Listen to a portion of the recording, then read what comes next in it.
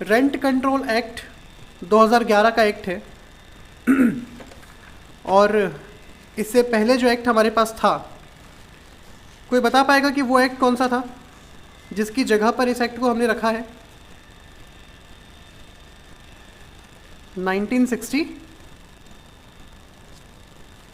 कोई बता पाएगा? 1961 एकोमोडेशन कंट्रोल एक्ट। ठीक है तो अपन शुरू यहीं से करते हैं। सबसे पहले इस एक्ट का जो एक्ट नंबर है वो 19 है, या आप नोट कर लीजिए, एक्ट नंबर 19 है। इसकी इन्फोर्समेंट डेट कोई बता पाएगा?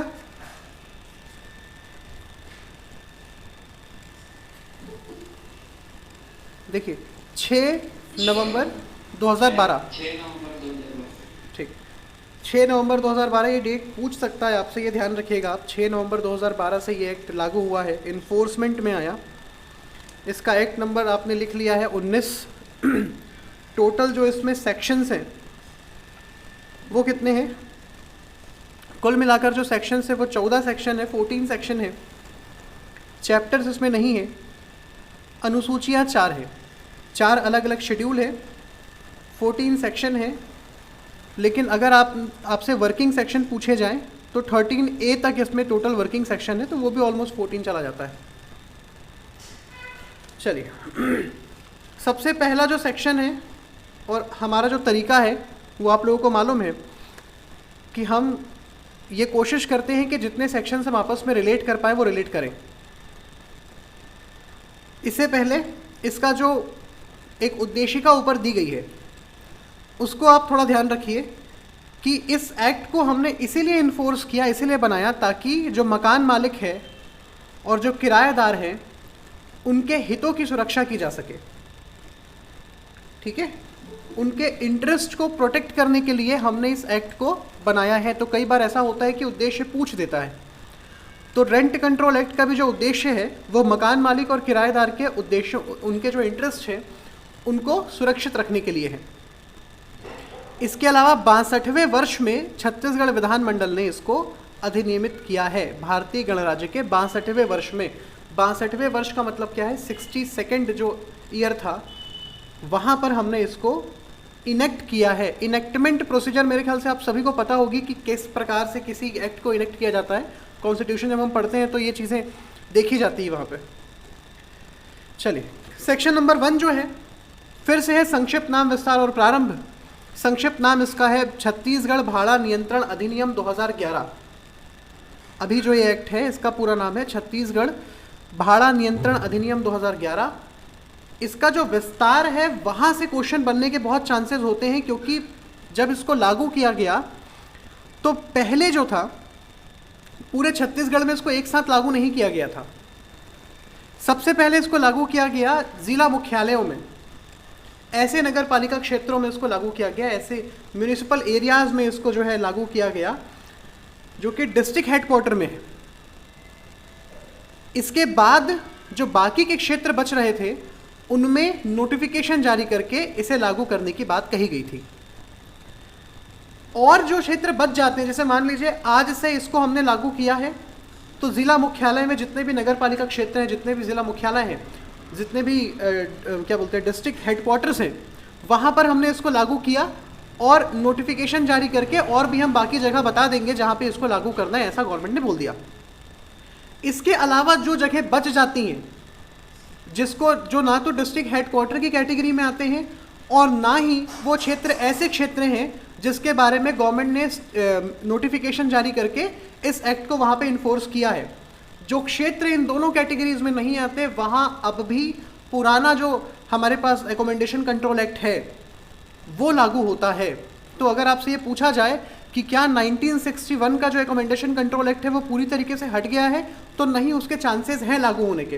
कहाँ पर?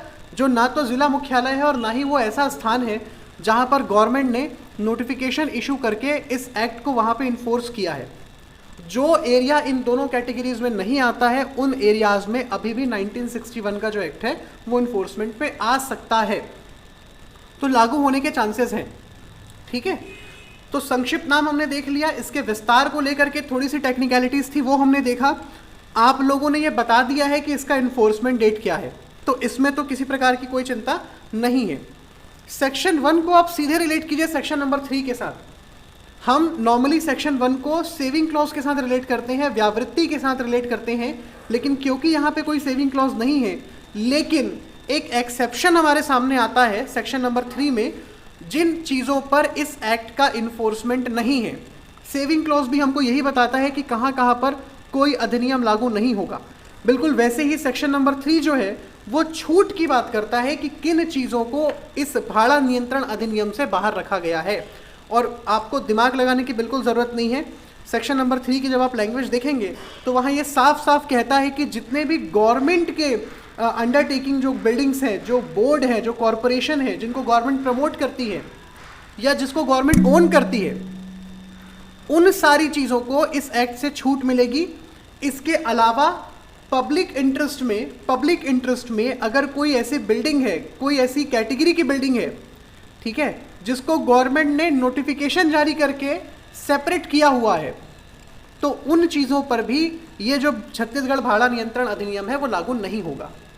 तो हमको ये दो चीज़ें याद रखनी, गवर्नमेंट से रिलेटेड जितनी भी बिल्डिंग्स है, जितनी कॉरपोरेशन है, चाहे गवर्नमेंट उसको क्या बोलते हैं, गवर्नमेंट के अंडरटेकिंग में है, गवर्नमेंट उसको ओन करती है, किसी गवर्नमेंट की बोर्ड है, कोई ऐसा कॉरपोरेशन है जिसको गवर्नमेंट प्रमोट करती है, तो ऐसी चीज़ें, मतलब गवर्नमेंट से रिलेटेड जितनी भी बिल्डिंग्स हैं, या गवर्नमेंट ने किसी स्पेसिफिक टाइप की बिल्डिंग को नोटिफिकेशन जारी करके इस कैटेगरी से अलग किया है, तो उन सभी बिल्डिंग्स पे, उन सभी एकोमोडेशंस पे ये एक्ट लागू नहीं होगा।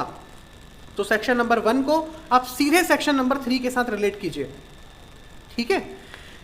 इसके अलावा जो डेफिनेशन क्लॉज है, मैं आपको एक छोटी सी ट्रिक बताता हूँ, एक कहानी आपको मैं बताता हूँ जिससे आपको हो सकता है सारी डेफिनेशन याद हो जाए। आप एक छोटी सी कहानी लिख लीजिए। वासु ने करार द्वारा अपने अपने ज़िले का नाम आप डाल लीजिएगा, रायपुर ज़िले, बिलासपुर ज़िले, जो भी आपको डालना है। वासु ने करार द्वारा रायपुर ज़िले में बस गया या घर लिया, ठीक है, ऐसा आप लिख सकते हैं। वासु करार द्वारा रायपुर ज़िले में बस गया, वासु करार द्वारा रायपुर ज़िले में बस गया, किंतु वह आदतन व्यतिक्रमी था।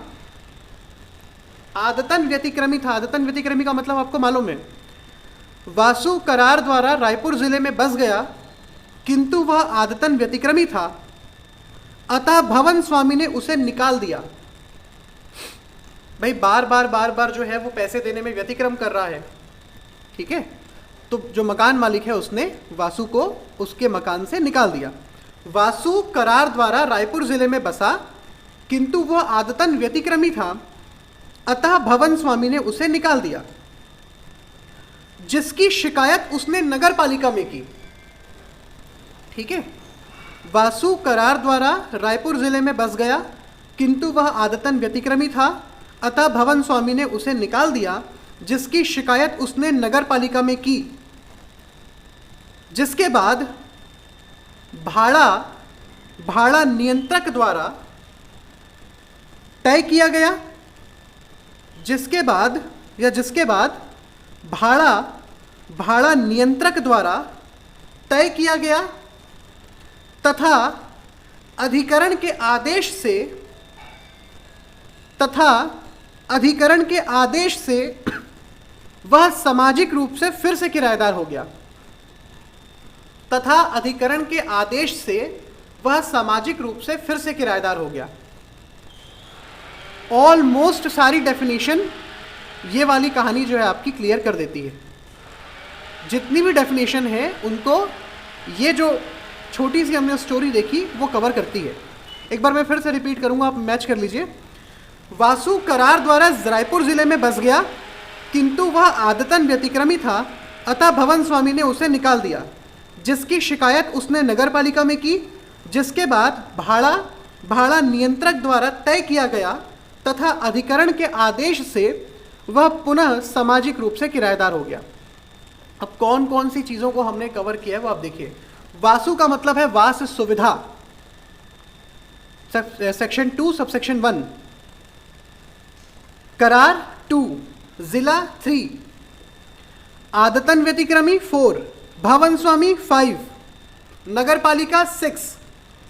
ठीक है, इसके बाद हमने 2 चीजों को छोड़ा है।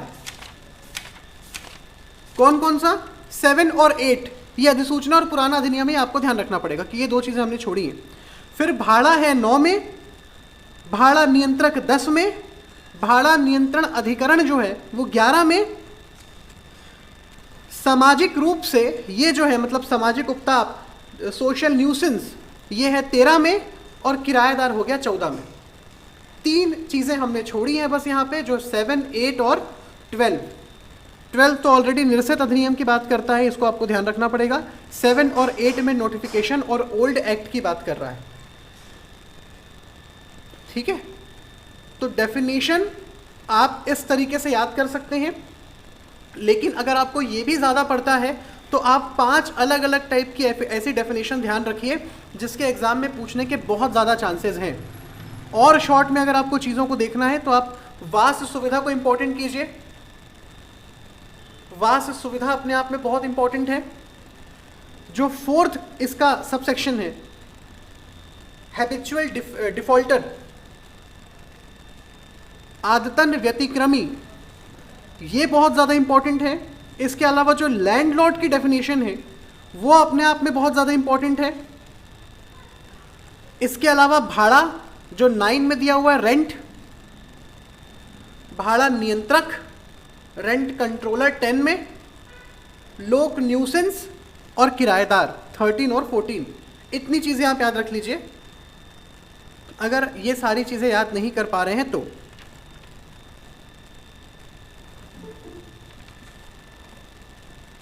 7 मैंने आपको डेफिनेशन बताई है, मैंने 5 बोला था, 7 हो गई है।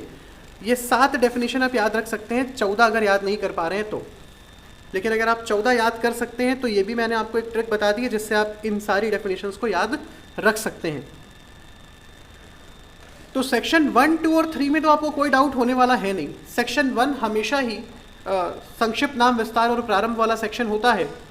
सेक्शन 3 को हमने रिलेट किया जो जनरली सेविंग क्लॉज होता है, पर यहाँ पे भी एक तरीके से छूट की बात कर रहा है, उन ऐसे एकोमेंडेशंस की बात कर रहा है जहाँ पे ये एक्ट लागू नहीं होगा। सेक्शन 2 हमेशा डेफिनेशन क्लॉज की कैटेगरी में आने वाला सेक्शन है, तो ये भी आपको याद करने में कोई दिक्कत नहीं है। इसके बाद के जो सेक्शंस हैं, ठीक है, हमने भाड़े के बारे में पढ़ना शुरू किया है। तो भाई भाड़ा जो होगा तब तक आप अपनी एकोमेंडेशन किसी को नहीं दे सकते जब तक कि आपने रिटर्न में एक अग्रीमेंट नहीं किया है। तो सेक्शन 4 अग्रीमेंट की बात कर रहा है और सेक्शन 5 बोलता है कि भाई जो भी आप अग्रीमेंट करेंगे उसमें आपसी सहमति से ये तय करेंगे कि किराया कितना होना चाहिए। तो 4 और 5 भी आपको ध्यान रहेगा कि अग्रीमेंट की बात कर रहा है कि अगर हमको मकान किराए पे चाहिए तो अग्रीमेंट करना पड़ेगा, और अग्रीमेंट में आपसी सहमति से हम किराया तय करेंगे, ये 5 में। इसके अलावा हमको यहाँ पे 2 टाइप की अथॉरिटी मिलती है देखने के लिए, एक है भाड़ा नियंत्रण अधिकरण और दूसरा है भाड़ा नियंत्रक। एक है ट्रिब्यूनल और दूसरा है रेंट कंट्रोलर। ठीक है, रेंट कंट्रोल ट्रिब्यूनल और रेंट कंट्रोलर, ये 2 हैं। तो जब इन 2 अलग अलग टाइप के अथॉरिटीज़ की हमने बात की है तो जाहिर सी बात है कि इनका एस्टेब्लिशमेंट और इनकी पावर, ये दोनों चीज़ें भी ये एक्ट हमको बताता होगा। और क्योंकि रेंट कंट्रोल ट्रिब्यूनल के सबऑर्डिनेशन में रेंट कंट्रोलर काम करता है, तो जाहिर सी बात है पहले इसका उल्लेख होगा और बाद में इसका होगा। तो आप सेक्शन को इस तरीके से लॉजिक लगा के याद कर सकते हैं कि रेंट कंट्रोल जो ट्रिब्यूनल है उसकी बात सेक्शन 6 में, और रेंट कंट्रोलर जो है उसकी बात सेक्शन 7 में। फिर रेंट कंट्रोल ट्रिब्यूनल का जो पावर है, उसकी जो अथॉरिटीज़ हैं, उसकी बात कर रहा है सेक्शन नंबर 8, और रेंट कंट्रोलर की पावर अथॉरिटीज़ की बात करता है सेक्शन नंबर 9। तो इस तरीके से आपके 9 सेक्शन याद हो गए। तो बस हमको यही देखना है क्या, ये जो ट्रिब्यूनल है, ये जो अथॉरिटीज़ हैं, ये किस तरीके से अपना काम करेंगे, इनके काम करने का तरीका क्या होगा, प्रोसेस क्या होगा। नेक्स्ट सेक्शन इनके द्वारा अपनाई जाने वाली प्रक्रिया बताता है, सेक्शन नंबर 10। ठीक है, इनके द्वारा अपनाई जाने वाली प्रक्रिया उस प्रक्रिया को फॉलो करते हुए जो भी ऑर्डर देंगे उस ऑर्डर का एग्जीक्यूशन कैसे होगा, ये बोलता है सेक्शन नंबर 11। ठीक है, आगे दो सेक्शन आपको थोड़ा सा लॉजिक लगा के याद रखना है कि भवन स्वामी और किराएदार के भी अधिकार हमको देखने हैं, तो वो 12 में हो गया। ठीक है, 13 में ये अपील कर रहा है, इसने जो भी ऑर्डर दिए उसकी अपील अगर आपको करनी है तो वो 13 में है, और 13A में नियम बनाने की शक्ति। लेकिन अगर हम थोड़ा सा लॉजिक लगाएं तो सेक्शन 1 से लेकर सेक्शन 11 तक के जो सेक्शन है उसको याद करने की ज़रूरत ही नहीं है, एक फ्लो में सारी चीज़ें रखी हुई हैं, आप उसको ऐसे ही याद रख सकते हैं। सबसे पहला सेक्शन नंबर 1 संक्षिप्त नाम विस्तार प्रारंभ बता रहा है, उससे रिलेट कीजिए सेक्शन नंबर 3 जो कि छूट की बात करता है, section number 2 definition clause, section number 4 क्या बोल रहा है आपको, सेक्शन नंबर 4 बोल रहा है कि भाई अगर आपको किराए पे मकान चाहिए तो कॉन्ट्रैक्ट करना पड़ेगा, वो भी रिटर्न में। सेक्शन नंबर 5 जो रिटर्न एग्रीमेंट आप करेंगे उसमें आपसी सहमति से आपको किराया फिक्स करना है। सेक्शन नंबर 6 जो दोनों टाइप की अथॉरिटीज हैं, रेंट कंट्रोल ट्रिब्यूनल को एस्टेब्लिश करने वाला सेक्शन है 6, और ये कई बार पूछा हुआ है। सेक्शन नंबर 7 में रेंट कंट्रोलर को अपॉइंट किया जा रहा है। सेक्शन नंबर 6 की वर्किंग बता रहा है section number 8, rent control tribunal की शक्तियां क्या होंगी, और 9 बता रहा है कि रेंट कंट्रोलर की पावर क्या होंगी। उन पावर को यूज करने के लिए वो कौन सी प्रक्रिया का इस्तेमाल करेंगे, सेक्शन नंबर 10, उस प्रक्रिया का इस्तेमाल करके जब वो ऑर्डर पास करेंगे तो उसका एग्जीक्यूशन कैसे होगा, सेक्शन नंबर 11। ठीक है, 12 में मकान मालिक और इनकी बाध्यताएं, 13 में इसके ऑर्डर की अपील, और 13A में नियम बनाने की शक्ति जो कि राज्य सरकार को है। इस तरीके से आप सारे सेक्शन और सारे डेफिनेशन याद रख सकते हैं। अब हम एक एक सेक्शन में जो चीज़ें इंपॉर्टेंट है उसकी बात कर लेते हैं कि किन सेक्शन में आपको क्या चीज़ें ध्यान में रखनी है। वास सुविधा जो दी गई है आपको एकोमोडेशन में, इसमें आपको ये ध्यान रखना है कि कृषि भूमि इसमें शामिल नहीं है। एक चीज़ आप नीचे लिख लीजिए, क्योंकि इसकी लिस्ट एक दी गई है कि इसमें स्थान है, भूमि है, खुला स्थान भी शामिल है, मैदान, बगीचा, गैरेज, सारी चीज़ें इसमें हैं, लेकिन कृषि भूमि इसमें पृथक की गई है। तो जो चीज़ शामिल नहीं होती जनरली वही पूछी जाती है, तो हमको वो ध्यान रखना है। ठीक है, करारनामा जो है इसका जो सेकंड वाला डेफिनेशन है उसमें याद रखना है कि जो करारनामा मतलब अग्रीमेंट की जो बात कर रहा है, रिटर्न एग्रीमेंट की, वो हमेशा लिखित में होगा, मौखिक रूप से करारनामा नहीं बनने वाला है। इसके अलावा जो भवन स्वामी की डेफिनेशन है उसमें कौन कौन लोग आते हैं ये आपको देखना है कि भाई जो किराया देने वाला व्यक्ति है वो यहाँ पे आएगा, उसकी जो फैमिली है वो भी यहाँ पे आ रही है। नगर पालिका क्षेत्र देखने की ज़रूरत नहीं है, ये जनरली नहीं पूछता है। भाड़ा जो आप आपस में मिल के तय करें। नियंत्रक जो सेक्शन 7 अपने अभी यहाँ देखा, नियंत्रक जो है सेक्शन 7 सब सेक्शन 1 में जो अपॉइंट होने वाला व्यक्ति है उसी को हम रेंट कंट्रोलर कहेंगे। अधिकरण सेक्शन 6 सब सेक्शन 1 में जो अपॉइंट हो रहा है। सामाजिक उपताप की एक अलग से सूची बनाई गई है, ये उसकी बात कर रहा है। किरायादार कौन होगा ये बात कर रहा है सेक्शन नंबर 14। ठीक है, और किराएदार की डेफिनेशन अपने आप में इंपॉर्टेंट है कि किन किन लोगों को इसने किराएदार की श्रेणी में लिया है। ठीक है, तो किराएदार में कौन हो रहा है कि जो भाड़ा दे रहा है, शायद मैंने उल्टा बोल दिया था पीछे भवन स्वामी में। भवन स्वामी मतलब जिसका वो मकान है, जो मकान किराए में देने का हक रखता है, वो यहाँ पे मकान मालिक की कैटेगरी में आएगा। और किराएदार की जो कैटेगरी है उसमें जो व्यक्ति किराया देता है वो आ रही है, उसकी फैमिली आ रही है। किराया देने वाला व्यक्ति अगर मर चुका है तो उसकी वाइफ, उसके बच्चे भी किराएदार की कैटेगरी में आ जाएंगे। पर यहाँ पे आपको एक बात ध्यान रखनी है कि वो लोग एक अग्रीमेंट जो है, एक सब एग्रीमेंट एग्जीक्यूट करेंगे उस कंडीशन में। तो डेफिनेशन आपको थोड़ा सा ध्यान रखना है, ये 5-6 टाइप की डेफिनेशन है जो इंपॉर्टेंट है। 3 हमने देख लिया है कि कौन कौन सी कैटेगरीज के अकोमोडेशन है जिसको छूट मिली हुई है। तो गवर्नमेंट रिलेटेड जो कैटेगरीज है, जो अकोमोडेशन हैं, उनको यहाँ पे छोड़ा गया है। आपको यहाँ ज़्यादा लॉजिक नहीं लगाना है। जो कोई भी अकोमोडेशन जो गवर्नमेंट को बिलोंग करती है, जो जिसको गवर्नमेंट ओन करती है, ठीक है, कोई गवर्नमेंट का डिपार्टमेंट है उसकी बिल्डिंग है, कोई बोर्ड है, कोई कॉरपोरेशन है जिसको गवर्नमेंट प्रमोट कर रही है, जो प्रमोटेड बाय गवर्नमेंट है, और कोई ऐसी जगह जो सरकार अपने ओनरशिप में रखती है, वो सारी जगह को इस पर छूट दी गई है। और अगर कोई ऐसी बिल्डिंग है जिसको स्पेशली एग्जम्प्टेड किया गया है, इसको अलग किया गया है नोटिफिकेशन जारी करके गवर्नमेंट के द्वारा, तो वो चीज़ें भी यहाँ पे शामिल हैं। तो सरकार से संबंधित चीज़ें इससे अलग की गई है। सब सेक्शन नंबर 4 जो है वो हमने देखा है कि आपको रिटर्न में एक अग्रीमेंट की ज़रूरत पड़ेगी। यहाँ पर उस चीज़ को बोला गया है, यहाँ पे आप ध्यान रखिए सेक्शन 107 जो है ट्रांसफ़र ऑफ प्रॉपर्टी एक्ट का, उसकी यहाँ पे बात की गई है। वहाँ पे जो कुछ भी लिखा है उसके होते हुए भी जो निष्पादित होंगे करार वो हमेशा लिखित में होंगे, अन्यथा वास सुविधा को भाड़े पर नहीं दिया जा सकेगा। ये एक तरीके से ऑर्डर दे रहा है सेक्शन आपको कि आप लिखित करार किए बिना किसी भी अकोमोडेशन को किराए पे नहीं दे सकते हैं। ठीक है, दो इसके जो इसका जो सबसेक्शन नंबर 2 है और सबसेक्शन नंबर 3 है, वो यहाँ पे क्या बात कर रहा है कि भाई अगर इस अधिनियम के प्रारंभ होने के पहले आपने रिटर्न में कोई एग्रीमेंट बना लिया है तो क्या करना है, कुछ नहीं करना, उस एग्रीमेंट को ले जाके जो रेंट कंट्रोलर है उसके पास आप दे दीजिए। अगर आपने नहीं बनाया है इस एक्ट के शुरू होने के पहले, तो एक्ट के लागू होने के बाद आप जाके उसके सामने बनवा लीजिए दोनों। अगर दोनों साथ में नहीं जा पा रहे हैं तो एक अकेला आदमी भी जाके काम कर सकता है। ठीक है, ये बात यहाँ पे बताई जा रही है। संयुक्त रूप से अगर आप करने में विफल रहे हैं तो सेपरेटली भी आप जाकर के इसकी जानकारी रेंट कंट्रोलर को दे सकते हैं। ज़्यादा इसमें कुछ विशेष नहीं है, बस आपको यहाँ ये ध्यान रखना है कि अग्रीमेंट जो बनेगा वो रिटर्न में होगा। सेक्शन नंबर 5 जो है उसमें आपको ये ध्यान रखना है कि आपसी सहमति से आप तय करेंगे कि किराया कितना होगा, प्लस उस किराए पे वो जो आपसे पैसे लिए जा रहे हैं, जो रेंट लिए जा रहे हैं, उसमें कौन सी चीज़ शामिल नहीं है ये आपको ध्यान रखनी है। यहाँ साफ साफ लिखा हुआ है इसमें सुविधाएं जो पृथक तौर पर तय की जाएं, ठीक है, शामिल नहीं होंगी।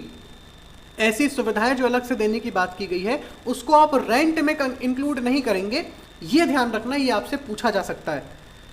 ठीक है, तो ये है सबसेक्शन नंबर 5। सबसेक्शन नंबर जो 6 है वो यहाँ पर हमने देखा रेंट कंट्रोल ट्रिब्यूनल की यहाँ पे बात करता है, और यहाँ पे आपको कुछ चीज़ें ध्यान में रखनी है। सबसे पहले जो ये एक्ट लागू हुआ है उसके 30 दिन के अंदर अंदर आपको एक अधिकरण का गठन करना है। ठीक है, अधिनियम के प्रभावशील होने के 30 दिन के अंदर अंदर आपको एक जो है अधिकरण का गठन करना है। ठीक है, और अधिकरण का गठन किस प्रकार से किया जाएगा वो चीज़ आपको यहाँ पे ध्यान रखनी है, जो कि आर्टिकल 323B की बात ये करता है कि संविधान के अनुच्छेद 323 खंड बी को ध्यान में रखते हुए एक अधिकरण का गठन यहाँ पे किया जाएगा। अधिकरण करने क्या वाली है ये इसके एक्सप्लेनेशन में दे दिया गया है आपको कि भाई कौन से काम ये अधिकरण नहीं करने वाली है। तो बोलता है कि संपत्ति के अंतरण और स्वामित्व संबंधी जो विवाद है वो विधि के न्यायालय द्वारा किए जा सकेंगे, बाकी के जो काम है वो ये करेगी। जब यहाँ पे विधि के न्यायालय की बात कर रहा है इसका मतलब ये कैसा कोर्ट है, ये हमको ध्यान में रखना है। कभी कभी एक क्वेश्चन यहाँ पे पूछ देता है कि भाई अकोमोडेशन कंट्रोल एक्ट जो है ये प्रशासनिक प्रक्रिया की विधि है, न्यायिक प्रक्रियात्मक विधि नहीं है, ये आपको ध्यान रखना है। यह एक प्रशासनिक प्रक्रिया है, न्यायिक प्रक्रिया नहीं है, यह आपको ध्यान में रखना है। हो सकता है ये सवाल पूछ दे। ठीक है, इसीलिए एक्सप्लेनेशन ने बहुत क्लियर किया है कि matters relating to transfer of property and disputes regarding title over any property shall continue to be considered under relevant laws by the court of law. तो इनसे रिलेटेड जो चीज़ें हैं, ट्रांसफर ऑफ प्रॉपर्टी से related और property के ownership से related जो भी डिस्प्यूट हैं वो रेगुलर जो कोर्ट है हमारे कोर्ट ऑफ लॉ वहाँ से ये संचालित होंगे। बाकी चीज़ें सेक्शन नंबर 6 आपको बता ही रहा है कि एक रेंट कंट्रोल अथॉरिटी होगी जो कि किराए संबंधी विवादों का निपटारा करेगी। ठीक है, कब गठन होगा, तो बोल रहा है गठन होगा 30 दिन के अंदर इस एक्ट के लागू होने के। किस तरीके से होगा, तो संविधान के अनुच्छेद 323B को ध्यान में रखते हुए। ये दो चीज़ें यहाँ पे ज़रूरी है, ये आपको ध्यान रखना है। ठीक है, सब सेक्शन इसका जो 2 है मोस्ट इंपॉर्टेंट है, जो ये बताता है कि इस जो रेंट कंट्रोल ट्रिब्यूनल है इसका जो मुख्यालय है वो होगा रायपुर में। ठीक है, रेंट कंट्रोल ट्रिब्यूनल का जो मुख्यालय है वो रायपुर में होगा। ये अपने आप में बहुत इंपॉर्टेंट है, इसको आपको ध्यान में रखना है कि कहाँ पे है। सब सेक्शन 2 जो है इसका, ये आपको ये बता रहा है कि भाई इसका जो चेयरमैन होगा उस चेयरमैन की अथॉरिटी क्या है। तो चेयरमैन जो होता है, आपको यहाँ पे सिर्फ एक छोटा सा लॉजिक लगाना है कि जो राज्य सरकार है हाई कोर्ट से कंसल्ट करने के बाद एक हाई कोर्ट के सेवानिवृत्त जज को, जो एक्स जज रिटायर्ड जज हैं हाई कोर्ट के, उनको, या फिर यहाँ पे एक वर्ड और हमारे सामने आता है सर्विंग और रिटायर्ड डिस्ट्रिक्ट जज not below the rank of super time scale. ये सुपर टाइम स्केल क्या चीज़ होती है, देखिए हाई कोर्ट का अगर कोई जज है तो वो सेवानिवृत्त होना चाहिए, यहाँ पे ये लिखा हुआ है कि जो रिटायर्ड हाई कोर्ट जज है उनको इसका चेयरमैन बनाया जा सकता है, या फिर साफ लिखा हुआ है कि भाई अधिसमय वेतनमान की श्रेणी से अनिम्न सेवारत या सेवानिवृत्त जिला न्यायाधीश। तो ये जो सुपर टाइम स्केल वर्ड है ये उन लोगों के लिए यूज होता है, उन डिस्ट्रिक्ट जजेस के लिए यूज होता है जो हाई कोर्ट जज बनने की अथॉरिटी या कैपेबिलिटी रखते थे। या तो वो समय से पहले रिटायर होगा या फिलहाल उनका नंबर नहीं आया पर वो बनने की पूरी कैपेसिटी में है। तो ऐसे लोगों को यहाँ पे बताया गया है कि जो रेंट कंट्रोल ट्रिब्यूनल है उनका चेयरमैन कौन हो सकता है, तो वो या तो हाई कोर्ट का कोई रिटायर्ड जज होगा या फिर वो कोई वर्किंग या रिटायर्ड डिस्ट्रिक्ट जज हो सकता है जो कि सुपर टाइम स्केल वाला है, उससे नीचे का नहीं।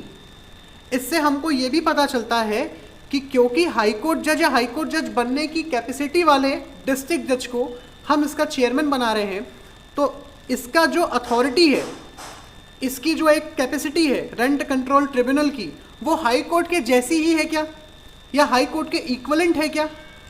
तो यहाँ पर आपको यहाँ से ही एक लॉजिक लगा लेना है कि भाई ये हाई कोर्ट के बराबर वाली जगह है, ये जो ट्रिब्यूनल है वो हाई कोर्ट के बराबर है। क्योंकि आप देखिए इसकी अपील कहाँ होती है, इससे भी आपको चीज़ें क्लियर हो जाएंगी। तो याद रखने की ज़रूरत नहीं है, चीज़ें जो है हम लॉजिक लगा के भी याद कर सकते हैं। ठीक है, चेयरमैन को अपॉइंट कौन कर रहा है, तो अपॉइंट करने वाली जो एजेंसी है वो स्टेट गवर्नमेंट है। राज्य सरकार इस ट्रिब्यूनल के चेयरमैन को अपॉइंट करती है। कंसल्ट किससे करेगी, तो हाई कोर्ट से कंसल्ट करेगी। कौन हो सकता है इसका चेयरमैन, तो भाई हाई कोर्ट का रिटायर्ड जज हो सकता है या फिर जो सुपर टाइम स्केल वाला वर्किंग या रिटायर्ड डिस्ट्रिक्ट जज है वो यहाँ पर इनके चेयरमैन हो सकते हैं। ठीक है, और अदर मेंबर्स होंगे क्या, बिल्कुल हो सकते हैं। कौन बनाएगा उनको भी, तो जो स्टेट गवर्नमेंट है वो डिसाइड करेगा कि बाकी के सदस्य कौन होंगे। इसके अलावा एक चीज़ आपको याद रखनी है, आप इसको अलग से भी लिख सकते हैं कहीं पे, यहाँ पे एक रजिस्ट्रार होगा और उस रजिस्ट्रार की जो रैंक है वो क्या होगी, तो भाई रजिस्ट्रार की जो रैंक है वो सिविल जज क्लास 1 की होगी। या आप इंडेक्स में ही लिख लीजिए, इनमें एक रजिस्ट्रार होगा जिसकी रैंक सिविल जज क्लास 1 की होगी, या फिर वो राज्य सरकार का जो उप सचिव है उसकी कैटेगरी का होना चाहिए। ठीक है, not below the rank of civil जज क्लास 1 और the rank of deputy secretary of the state government. तो जो रजिस्ट्रार है वो कौन हो सकता है, तो सिविल जज क्लास 1, आप रजिस्ट्रार लिखिए, बाजू में लिख लीजिए सिविल जज क्लास 1 और deputy secretary of the state government. तो यहाँ पर हमने किन लोगों को देखा, सबसे पहले देखा कि भाई ट्रिब्यूनल का चेयरमैन कौन होगा, फिर अदर जो मेंबर्स हैं वो भी हो सकते हैं क्या, तो हाँ हो सकते हैं, जैसा भी स्टेट गवर्नमेंट डिसाइड करे। तीसरी बात कर रहे हैं यहाँ पे रजिस्ट्रार की, कि वो सिविल जज क्लास 1 के रैंक से नीचे का नहीं होना चाहिए, और दूसरा कि या फिर वो स्टेट गवर्नमेंट का जो सेक्रेटरी है, डेप्यूटी सेक्रेटरी है, उसकी रैंक का होना चाहिए। यहां तक कोई दिक्कत है तो आप बताइए।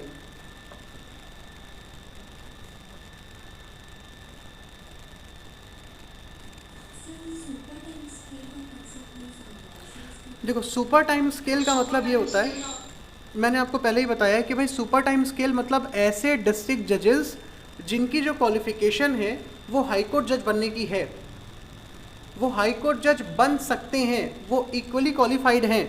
अब या तो बनने से पहले वो रिटायर हो चुके हैं या फिर उस लाइन में हैं, मतलब अगर हाई कोर्ट चाहे तो उनको हाई कोर्ट जज बना सकती है, तो उनको कहते हैं सुपर टाइम स्केल। जैसे मान लीजिए मैं अभी अभी डिस्ट्रिक्ट जज जो है वो प्रमोट हुआ हूँ, तो मेरी अभी क्वालिफिकेशन तो है नहीं हाई कोर्ट जज बनने की, लेकिन जो ऑलरेडी 10 साल से काम कर रहे हैं, ठीक है, या जिनका ऑलरेडी उस टाइम स्केल में जो है जो एक लिमिटेशन उसके लिए फिक्स की गई है वहाँ तक उनका काम हो चुका है, जो अब कैपेबल हो चुके हैं हाई कोर्ट जज बनने के लिए, उनका नाम नहीं आया उससे पहले वो रिटायर हो गए या फिर उनका नाम उस क्रम में है, वो बन सकते हैं, ऐसे लोगों को यहाँ पे सुपर टाइम स्केल का रैंक बोला जा रहा है। क्लियर है अभी? ठीक, इसका जो सबसेक्शन नंबर 5 है ये क्या बात कर रहा है, देखिए हर चीज़ यहाँ पे इंपॉर्टेंट नहीं है क्योंकि छोटा सा एक्ट है, तो अपन कोशिश करते हैं कि सारी चीज़ों पे बात कर लें। ठीक है, तो यहाँ पे सुप्रीम कोर्ट और हाई कोर्ट को ही यहाँ पे क्षेत्राधिकार दिया गया है। सुप्रीम कोर्ट को दिया गया आर्टिकल 136 से और हाई कोर्ट को दिया गया है 226 और 227 से आर्टिकल। इसके अलावा जितने भी कोर्ट हैं, जितने भी न्यायालय हैं, उनको अपवर्जित कर दिया गया है। हाई कोर्ट और सुप्रीम कोर्ट के अलावा जो मैटर अधिकरण को दिए गए हैं, उन मामलों में कोई भी दूसरी कोर्ट हस्तक्षेप नहीं करेगी, इन्वॉल्व नहीं होगी। कौन हो सकता है? तो हाई कोर्ट और सुप्रीम कोर्ट हो सकते हैं, और वो भी कहां से हो सकते हैं ये दिया हुआ है। आर्टिकल 136 में यहाँ पे दिया हुआ है सुप्रीम कोर्ट के लिए, और आर्टिकल 226 और 227 में हाई कोर्ट को ये पावर दी गई है कि रेंट कंट्रोल ट्रिब्यूनल जिन मैटर्स को सुनता है, जिन मामलों पर हस्तक्षेप रखता है, उन मामलों को हाई कोर्ट और सुप्रीम कोर्ट भी देख सकते हैं इन आर्टिकल्स के तहत, लेकिन किसी भी दूसरे कोर्ट को इन मामलों को एंटरटेन करने की अथॉरिटी नहीं है। सब सेक्शन 5 इतनी सी बात कर रहा है, पर थोड़ा सा ध्यान रखना चीज़ों को, यहाँ से चीज़ें नहीं पूछी जाती। मुख्यालय मैंने आपको पहले ही बता दिया, सब सेक्शन 6 में दिया हुआ है कि मुख्यालय इसका रायपुर में होगा। कई बार अपन बिलासपुर डाल के आ जाते हैं, तो वो थोड़ा ध्यान रखिएगा कि मुख्यालय रायपुर में है। सेवा शर्तें जो भी होंगी, काम क्या करेंगे, कैसे करेंगे, वो स्टेट गवर्नमेंट डिसाइड कर लेगी। क्यों? क्योंकि अपॉइंट भी वही कर रहे हैं, तो डिसाइड भी वही करेंगे कि पावर्स और अथॉरिटीज़ आपकी क्या होंगी, किन शर्तों के तहत आप काम करेंगे। ये सारी चीज़ें सब सेक्शन 7 तक दी गई हैं। तो सेक्शन 5 आपको क्लियर है क्या? हमको इस सेक्शन में सिर्फ अथॉरिटीज़ पे बात करनी है। कितने टाइप की हमने अथॉरिटीज़ देखी? तो 3 टाइप की अथॉरिटी हमने देखी। पहला है चेयरमैन, दूसरा अदर मेंबर, और तीसरा है यहाँ पे रजिस्ट्रार। चेयरमैन को अपॉइंट कर रही है स्टेट गवर्नमेंट हाई कोर्ट से कंसल्ट करने के बाद। कौन हो सकता है चेयरमैन? तो भाई वो हाई कोर्ट का कोई रिटायर्ड जज हो सकता है, या फिर सुपर टाइम स्केल वाला कोई रिटायर्ड या वर्किंग डिस्ट्रिक्ट जज हो सकता है।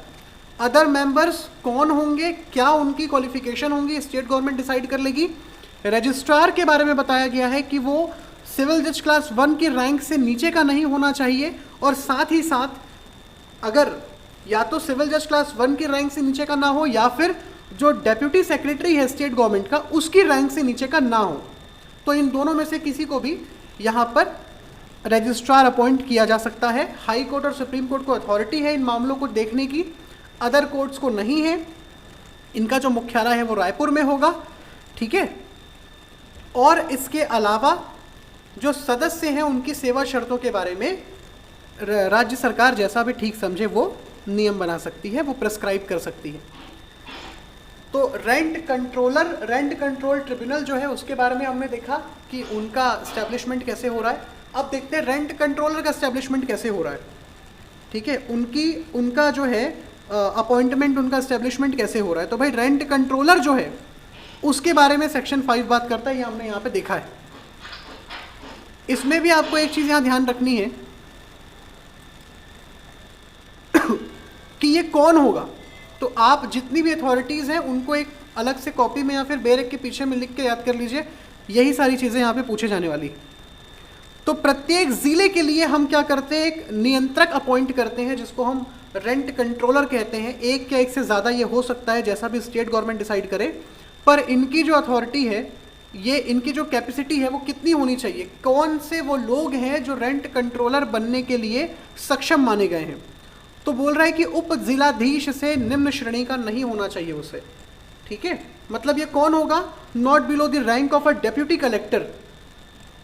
तो डेप्यूटी कलेक्टर या फिर उससे ऊपर की रैंक के किसी ऑफिसर को रेंट कंट्रोलर अपॉइंट किया जा सकता है। बस यहाँ पे इतना ध्यान रखना है आपको, ठीक है। कार्य क्षेत्र क्या होगा इनका, तो क्योंकि भाई डेप्यूटी कलेक्टर से नीचे की रैंक के नहीं होने चाहिए, डेप्यूटी कलेक्टर के रैंक के इनको होना चाहिए। और क्योंकि ये जिले में काम कर रहे हैं तो इनका कार्य क्षेत्र कौन संभालेगा, जाहिर सी बात है कलेक्टर संभालेगा, ठीक है। मैंने आपको पहले ही बताया है कि ये प्रशासनिक प्रक्रिया है, ये विधायी प्रक्रिया नहीं है। तो प्रशासन संभालने वाले जो लोग हैं वही डायरेक्टली इनको कंट्रोल कर रहे हैं। अब देखिए ट्रिब्यूनल को कंट्रोल कर रहा है स्टेट गवर्नमेंट, बना रहा है ट्रिब्यूनल, ठीक है। उनके जो मेंबर्स हैं उनको भी स्टेट गवर्नमेंट अपॉइंट कर रही है।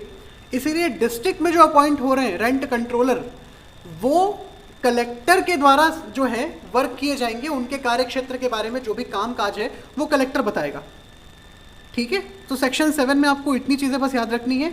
और सेक्शन 7 का जो सब सेक्शन 2 है वो बहुत क्लियरली इस बात को कहता है कि जो रेंट कंट्रोलर है वो रेंट कंट्रोल ट्रिब्यूनल के सबऑर्डिनेशन में काम करेगा, अधीनस्थ होगा। मतलब इसको कौन यहाँ पे क्या बोलते हैं कंट्रोल कर रहा है, तो रेंट कंट्रोल ट्रिब्यूनल कर रहा है। यहाँ तक की चीज़ें क्लियर है। तो हमने यहाँ पे देखा है कि rent controller directly rent control tribunal के सबऑर्डिनेशन में आ रहा है। ये चीज़ दी हुई है सेक्शन 7 सबसेक्शन 2 में। सेक्शन 7 में हमको यही दो चीज़ें याद रखनी है कि rent controller rent control tribunal के सबऑर्डिनेशन में होता है। रेंट कंट्रोलर कितने क्षेत्र में काम करेगा, इसका क्षेत्र क्या होगा, कार्य क्षेत्र क्या होगा, कहाँ काम करेगा, ये डिसाइड करता है कलेक्टर। डायरेक्ट कंट्रोल में रेंट कंट्रोल ट्रिब्यूनल के, कार्य क्षेत्र डिसाइड कर रहा है कलेक्टर।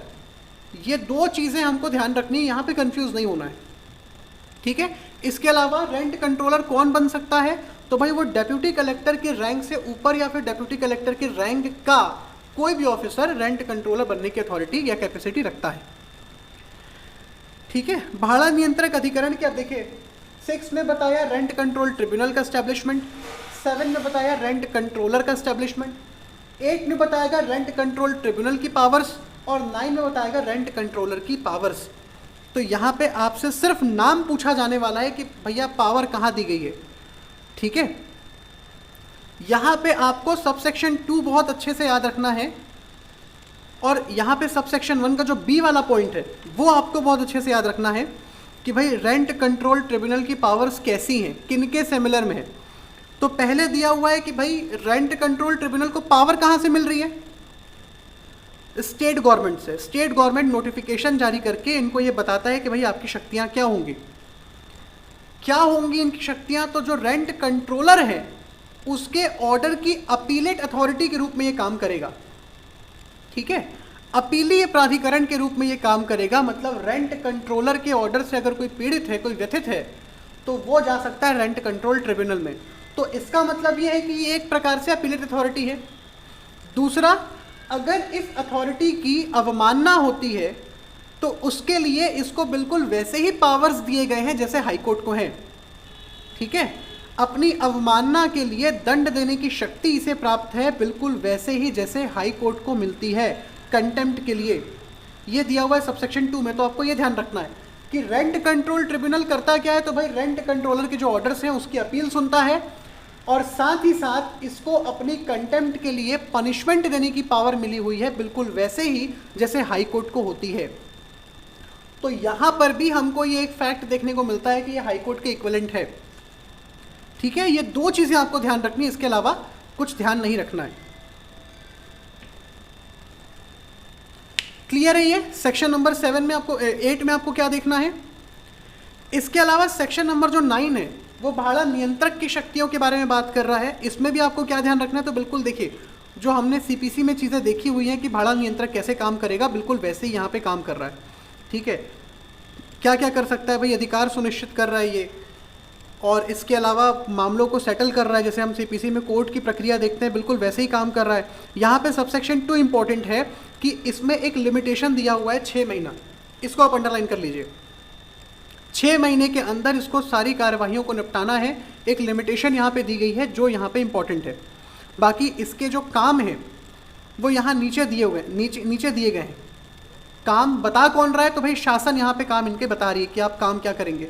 तो 3 टाइप के काम यहाँ दिए गए, भवन स्वामी किराएदार के बीच में विवादों का निराकरण करना, अधिकार सुनिश्चित करना कि आप दोनों के अधिकार क्या, और तीसरा बोल रहा है बाध्यता प्रवर्तित करना कि अगर इनकी आपस में कोई ऑब्लिगेशंस है तो उनको इन्फोर्समेंट में लेके आना, ठीक है। बाकी ये चीज़ें नहीं पूछी जाती, सबसेक्शन 2 में चीज़ें आपसे पूछी जाएंगी कि इनको एक लिमिटेशन दिया हुआ है कि 6 महीने के अंदर अंदर आपको सारी कार्यवाही को ख़त्म करना है, पूर्ण करना है। अपनाई जाने वाली प्रक्रिया सेक्शन नंबर 10 कि भाई इनकी क्या बोलते हैं प्रोसेस क्या होगा, किस तरीके से ये जो है जो ट्रिब्यूनल है, जो नियंत्रक अधिकरण है, वो काम किस प्रकार से करेंगे, इनके काम करने का तरीका क्या होगा, ये तरीका यहाँ पे बताया गया है सेक्शन नंबर 10 में। इसमें आपको एक वर्ड यहाँ पे लिखा हुआ है, इसको ध्यान रखना है, shall be guided by the principle of natural justice. इसको आपको ध्यान रखना है कि इनकी जो प्रक्रिया है वो नैसर्गिक न्याय के सिद्धांतों का पालन करते हुए बनाई जाएंगी। हो सकता है ये वर्ड आपसे पूछे। इसके अलावा ये खुद की प्रक्रिया भी डेवलप कर सकते हैं, इनके पास ये पावर होती है कि अपनी प्रक्रिया का निर्माण स्वयं कर लें। इसको आप अंडरलाइन कीजिए। सबसे पहला, the rent controller and rent control tribunal shall not be bound by the procedure laid down by the code of civil procedure, तो सीपीसी में जो प्रक्रिया दी गई है उससे ये बाध्य नहीं है, उस प्रक्रिया को अपना सकते हैं। अगर बाध्य नहीं है तो फिर क्या कर रहे हैं, तो क्या कोई और दूसरी प्रक्रिया है, तो बिल्कुल है। यहाँ पे बोल रहा है but shall be guided by the principle of natural justice, ठीक है। इनकी जो प्रक्रिया होगी वो नैसर्गिक न्याय के सिद्धांतों का पालन करते हुए बनाई जाएंगी। कौन बना सकता है, ये खुद भी अपनी प्रक्रिया का निर्माण कर सकते हैं। ये पहला वाला सबसेक्शन आपके सामने दे रहा है। इन 2-3 चीज़ों को आपको ध्यान रखना है सबसेक्शन 10 में, ठीक है। इसके अलावा जो इसका दूसरा वाला सबसेक्शन है वो बहुत ज़्यादा इंपॉर्टेंट है। ये बात कर रहा है कि भाई भाड़ा नियंत्रण अधिकरण लिखित में आवेदन तथा उसके लिए कारणों को अभिलिखित किए बिना कोई भी स्थगन प्रदान नहीं करेगा। ये अपने आप में इंपॉर्टेंट है कि भाई अगर आपको यहाँ पे किसी भी तरीके का कोई भी rent control tribunal shall not grant by adjournment, अगर आपको एडजर्नमेंट चाहिए तो आप रिटन एप्लीकेशन देंगे and recording the reason therefor in writing. तो रिटन एप्लीकेशन में और जब तक वो लिखित में इसके कारणों को नहीं बताएगा कोई भी एडजर्नमेंट नहीं दे सकता है वो, ये ध्यान रखना है थोड़ा सा यहाँ पे। इसके अलावा जो इसका सबसेक्शन 3 है वो यहाँ पे क्या बोल रहा है कि भाड़ा नियंत्रक तथा भाड़ा नियंत्रण अधिकरण के समक्ष कोई भी कार्यवाही भारतीय दंड संहिता की धारा 193, धारा नहीं भी याद करोगे तो चल जाएगा, 193 और 228 के अंतर्गत तथा धारा 196 के प्रयोजन के लिए विधिक कार्यवाही मानी जाएगी। ये पूछा हुआ है कई बार सवाल कि इनके सामने जो भी कार्यवाही है वो कैसी कार्यवाही है, तो इनके सामने जो कार्यवाही चल रही है वो वैधानिक कार्यवाही मानी जाएगी, ठीक है। और भाड़ा नियंत्रक को दंड प्रक्रिया संहिता की धारा 195 और अध्याय 26 के प्रयोजन के लिए सिविल कोर्ट माना जाएगा। तो यहाँ पे 2 अलग अलग टाइप की अथॉरिटीज़ है, मैं एक कंबाइन करके लास्ट में लिखवा दूंगा आपको, लेकिन अभी जो चीज़ें सेक्शन में दी जा रही है आप वो थोड़ा सा ध्यान रखिए। सबसे पहले बोल रहा है कि जो नियंत्रक है या ट्रिब्यूनल है, इनके सामने जो भी कार्यवाही चल रही है वो एक वैधानिक कार्यवाही चलेगी, ये माना जाएगा। और दूसरा, ये जो नियंत्रक है, ये जो ट्रिब्यूनल है, ठीक है, इनको क्या माना जा रहा है, इनको दंड प्रक्रिया संहिता की धारा 195 और अध्याय 26 के प्रयोजन के सिविल कोर्ट माना जाएगा। किसको, नियंत्रक को। यहाँ पे ट्रिब्यूनल को यहाँ पे इंक्लूड नहीं किया है, लेकिन हाँ नियंत्रक और ट्रिब्यूनल के सामने जो चलने वाली कार्यवाही है उस कार्यवाही को ये विधिक कार्यवाही मानता है। ये दिया हुआ है सबसेक्शन नंबर 3 सेक्शन 10 में। तो ये मैं अलग से आपको लिखवा दूंगा कि कौन कौन सी चीज़ें इस पूरे एक्ट में आपको ध्यान में रखनी है, बाकी यहाँ पे आपको कुछ ध्यान में नहीं रखना है। माना जाएगा कि एक सिविल कोर्ट है, rent controller shall be deemed to be a civil court, ठीक है। यहां तक कोई डाउट है तो बताइए। सेक्शन नंबर 10,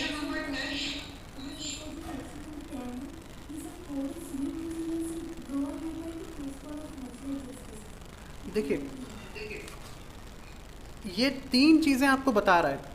सेक्शन नंबर 10 का जो फर्स्ट पैराग्राफ है वो 3 सिंपल चीजें आपके सामने रखता है कि भाई जो रेंट कंट्रोलर है या रेंट कंट्रोल ट्रिब्यूनल है, ये लोग सिविल प्रोसीजर कोड की जो प्रक्रिया है, जो प्रोसीजर है, उसको फॉलो करने के लिए बाउंड नहीं है।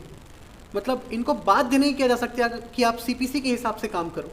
मतलब चाहे तो काम कर सकते हैं, लेकिन ये बाउंड नहीं है कि हम उसी प्रक्रिया को अपनाएंगे। पहली चीज़ ये, अगर बाउंड नहीं है तो क्या इनके पास कोई दूसरा प्रोसेस है, तो बोल रहा है कि हाँ ठीक है, प्रिंसिपल ऑफ नेचुरल जस्टिस से इनका जो प्रोसेस है वो गाइड होगा। मतलब जो भी अपनी प्रक्रिया बनाएंगे वो नेचुरल जस्टिस के रूल को, प्रिंसिपल को फॉलो करते हुए बनाई जाएगी। कौन बना सकता है, तो बोल रहा है ये खुद भी बना सकते हैं। फर्स्ट पैराग्राफ में ये 3 चीज़ें आपको दी गई हैं कि सीपीसी इनके ऊपर बाउंडेड नहीं है, प्रिंसिपल ऑफ नेचुरल जस्टिस को ध्यान में रखते हुए अपनी प्रक्रिया का निर्माण ये खुद कर सकते हैं। ये बोल रहा है पहला, मतलब चाहे तो सीपीसी को भी फॉलो कर सकते हैं, कोई दिक्कत थोड़ी है यहाँ पे। बस हमको ये ध्यान रखना है, अगर सवाल पूछा भी जाएगा तो क्या सीपीसी की प्रक्रिया इनके ऊपर बाध्यकारी है, क्या बाउंडेड है ये लोग सीपीसी को फॉलो करने के लिए, तो नहीं है, ये ध्यान रखना है, ठीक है। और अगर ये बाउंड नहीं है तो क्या इनको खुद की प्रक्रिया बनाने का अधिकार है, तो हाँ है, ये अपनी प्रक्रिया निर्माण कर सकते हैं। लेकिन कैसे करेंगे, तो प्रिंसिपल ऑफ नेचुरल जस्टिस जो है उसको ध्यान में रखते हुए अपनी प्रक्रिया का निर्माण ये कर सकते हैं, ठीक है।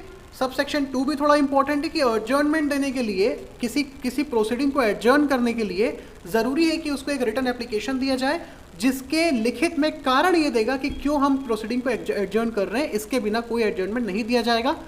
सब सेक्शन 3 ये बोल रहा है कि भाई रेंट कंट्रोलर और रेंट कंट्रोल जो ट्रिब्यूनल है, इनके सामने जो भी कार्यवाही चलेगी उसको हम लीगल प्रोसीडिंग मानेंगे, जुडिशियल प्रोसीडिंग मानेंगे, deem to be a judicial proceeding कह रहा है ये। और रेंट कंट्रोलर को हम सिविल कोर्ट की कैटेगरी में रख रहे हैं, ठीक है। जो रेंट कंट्रोलर है उसको ये माना जाएगा कि वो एक सिविल कोर्ट की अथॉरिटी रखता है। तो ये ध्यान रखना है कि ट्रिब्यूनल और रेंट कंट्रोलर के सामने चलने वाली कार्यवाही विधिक कार्यवाही है, जुडिशियल प्रोसीडिंग है, ऐसा मानेंगे। और रेंट कंट्रोलर जो है वो अपने आप में सिविल कोर्ट है, ये माना जाएगा।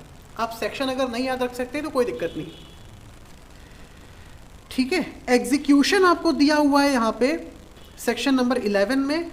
अच्छा, एक चीज़ और यहाँ पे ज़रूरी है कि जितने भी यहाँ पे पनिशमेंट है आपको अलग से याद रखने की ज़रूरत नहीं है। सारी पनिशमेंट जो है वो 3 महीना और 5,000 रुपये जुर्माना ही है। तो आप इसके सामने ही लिख लीजिए कि जो पनिशमेंट आ रही है वो 3 महीने की है और जो जुर्माना है वो 5,000 रुपये का है,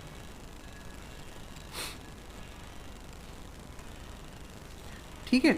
इसके अलावा जो निष्पादन है ये आपको ध्यान रखने की ज़रूरत नहीं है, यहाँ पे सारी चीज़ें पढ़ने की ज़रूरत नहीं है। सिर्फ ये ध्यान रखना है कि जो कब्जे की रिकवरी है, ठीक है, 3 महीने के अंदर अंदर किराएदार को वो परिसर छोड़ना चाहिए। अगर आपको ये कहा गया है कि आप उस प्रॉपर्टी को छोड़ दीजिए तो 3 महीने का एक टाइम आपको दिया गया है। 3 महीने के अंदर आप नहीं छोड़ते हैं तो यहाँ पे पनिशमेंट जो है वो लगाया गया है और प्रॉपर्टी के हिसाब से पनिशमेंट बढ़ रहा है। तो 3 महीने का एक लिमिटेशन आप यहाँ पे याद रखिए। दूसरा कि जो नियंत्रक है, भाड़ा नियंत्रक, रेंट कंट्रोलर, इनके सामने जो चलने वाली कार्यवाही है उसका तरीका क्या होगा। तरीका क्या होगा मामला संचालित करने का, तो लिखा हुआ है समरी जैसा। भाड़ा नियंत्रक अंतिम आदेश या अधिनियम के अंतर्गत पारित किसी अन्य आदेश के संबंध में कार्यवाहियों का निष्पादन संक्षिप्त तरीके से करेगा, ठीक है। तथा इस धारा के अधीन किए गए निष्पादन के लिए प्रस्तुत आवेदन का निराकरण विरोधी पक्षकार को सूचना तामील होने की तिथि से 45 दिन के भीतर करेगा। तो 2 चीज़ें यहाँ पे आपको ध्यान में रखनी है कि भाई प्रक्रिया क्या होगी, तो संक्षिप्त प्रक्रिया अपनाई जाएगी और इसको डिस्पोजल कब तक करना है, तो 45 दिन के अंदर करना है। किसके लिए, निष्पादक के लिए, कंट्रोलर के लिए, ठीक है। तो यहाँ पे और कोई चीज़ ऐसी नहीं है जिसको आप ध्यान में रखें। सिर्फ ये 3 महीने की एक चीज़ आपको ध्यान रखनी है कि अगर ऑर्डर आ गया आपको मकान खाली करने का तो 3 महीने के अंदर अंदर आप उस परिसर को खाली कर दीजिए, नहीं तो आपके ऊपर पेनल्टी लग सकती है जो कि किराए का 2 गुना 3 गुना उस अकोमोडेशन के हिसाब से होगा। भाड़े का 2 गुना, अगर वो व्यावसायिक प्रयोजन के लिए आप रह रहे थे तो भाड़े का 3 गुना हो जाएगा। इस तरीके से आपको ध्यान रखना है और ये चीज़ें पीछे भी दी गई हैं, ठीक है जी। सेक्शन 9 और सेक्शन 11 में बोला है, सेक्शन 9 में 6 मंथ बोला है और 45 दिन के भीतर क्या। देखो यहाँ पे किसकी बात कर रहा है, पहले आप ये देखिए। यहाँ पे बात कर रहा है भाड़ा नियंत्रक की शक्तियाँ और कृत्य, कौन से काम को ये निपटा रहा है। तो बोल रहा है ये प्रकरण में प्रत्यर्थी की उपस्थिति के लिए जारी समन के प्रत्युत्तर में प्रत्यर्थी की प्रथम उपस्थिति अथवा प्रत्यर्थी को जिस दिन एक पक्षीय घोषित किया गया है उस तिथि से भाड़ा नियंत्रक के समक्ष सभी कार्यवाही 6 महीने के भीतर पूर्ण कर ली जाएगी। तो ये टोटली डिफरेंट मैटर है। बोल रहा है कि भाई प्रकरण में जिस तारीख को उसकी प्रथम उपस्थिति हुई है या जिसको एक पक्षी घोषित किया है उस तारीख से 6 महीने के अंदर आपको पूरा करना है। लेकिन यहाँ पे किस चीज़ की बात हो रही है, आप अगर इसको देखेंगे, इसका सबसेक्शन 4 को, तो ये बात कर रहा है कि एग्जीक्यूशन, आदेश का निष्पादन, तो भाड़ा नियंत्रक अंतिम आदेश या इस अधिनियम के अंतर्गत पारित किसी आदेश के संबंध में कार्यवाहियों का निष्पादन, तो एग्जीक्यूशन की यहाँ पे बात हो रही है और वहाँ पे मैटर की बात हो रही है, ठीक है। आदेश का लागू कब करवाया जाना है, लागू करवाने के लिए कितना समय आपके पास है, तो वो बोल रहा है 45 दिन। कब से, जब आपने अगले आदमी को इस बात की जानकारी दे दी है, ठीक है। तो ये एक तरीके से जो है ये सेक्शन एग्जीक्यूशन के बारे में है और वो जो है वो मामले को कब तक आपको निपटाना है ये उसके बारे में कि 6 महीने के अंदर अंदर आपको ये मामला पूरा करना है, ठीक है। अगर देखिए हम क्योंकि जल्दी से चीज़ों को निपटाना चाह रहे हैं, डिटेल में बहुत कम बात कर पा रहे हैं किसी सेक्शन पे, अगर आपको कहीं ऐसा लगता है कि कोई चीज़ नहीं समझ में आ रही है, कुछ प्रॉब्लम आ रही है, तो आप डायरेक्टली पूछ लीजिए, क्योंकि मुझे ऐसा लग रहा है, मैं ये मान के चल रहा हूँ कि आपने सारी चीज़ें पढ़ चुकी हैं, इसीलिए जो इम्पोर्टेंट चीज़ें हैं मैं सिर्फ उसी को आपके सामने रख रहा हूँ लेकिन फिर भी अगर आपको ऐसा लगता है कि कहीं पे कोई कॉन्सेप्चुअल चीज़ें हैं जिसको समझना ज़रूरी है, जो आपको समझ में नहीं आ रही है, तो आप पूछ सकते हैं। तो आप चाहे तो बाजू में लिख लीजिए कि ये वाला जो है ये उसको एग्जीक्यूशन के बारे में बात कर रहा है, एग्जीक्यूशन प्रोसीडिंग की बात कर रहा है कि वो 45 दिन में ख़त्म हो जाए, और वो मैटर की बात कर रहा है। ठीक है। भवन स्वामी की जो बाध्यताएं हैं ना, देखिए आपको यहाँ पर सिर्फ और सिर्फ इसके जो क्या बोलते हैं पेनल्टी क्लॉज है, ये दिखने को मिलेगा सेक्शन नंबर 12 में। और मैंने पहले ही बता दिया है कि किसी भी टाइप की पेनल्टी हो, यहाँ पे 3 महीने की सज़ा और 5,000 रुपये जुर्माना ही है, आपको अलग से याद करने की कोई ज़रूरत नहीं है। जो चीज़ें यहाँ पे दी गई है वो आपको शेड्यूल्स में भी देखने को मिल जाएंगी, तो अलग से यहाँ पे आपको मेहनत करने की कोई ज़रूरत नहीं है। शेड्यूल कैसे याद रखना है, क्योंकि शेड्यूल पूछे जाते हैं कि भवन स्वामी के अधिकार और दायित्व कहाँ है, जो टेनेंट है उसके अधिकार और दायित्व कहाँ है, तो एक डायग्राम से अपन समझ लेंगे, याद रख लेंगे अपन उसको, कोई दिक्कत नहीं है। अपील,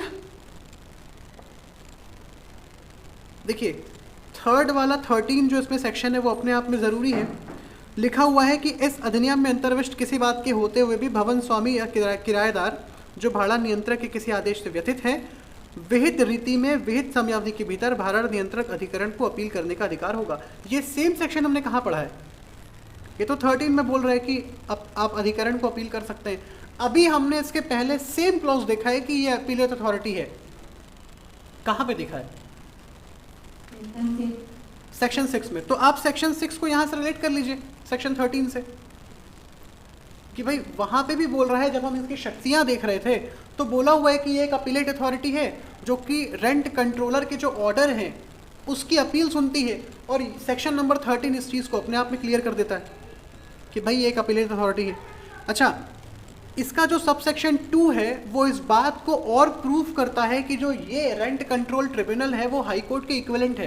क्यों? क्योंकि आप इसका जब सेक्शन नंबर 2 पढ़ेंगे, सब सेक्शन 2 पढ़ेंगे, तो लिखा है appeal against an order of the rent control tribunal shall lie with the Supreme Court, कि भाड़ा नियंत्रक अधिकरण के आदेश के विरुद्ध अपील उच्चतम न्यायालय में प्रस्तुत की जाएगी। तो क्योंकि रेंट जी सर सेकंड क्लॉज अब रिपील हो गया है। सेकंड क्लॉज कब रिपील हुआ? ये हुआ है सर, क्या बोलते हैं 2021 में सर, 2021। मेरी बेयर भी 2021 की है। और रिपील हो चुका है सर जी। अच्छा, एक बार मैं क्रॉस चेक कर लूँगा, क्योंकि कल मैंने चेक किया था तो ऐसा कोई मेरे को इसमें मिला नहीं देखने को। मैं इसकी फोटो खींच के आपको भेज दूंगी सर जी, पर अगर ये रिपील हुआ है तो फिर आपको इसका रीज़न भी पता होगा कि क्यों रिपील हुआ।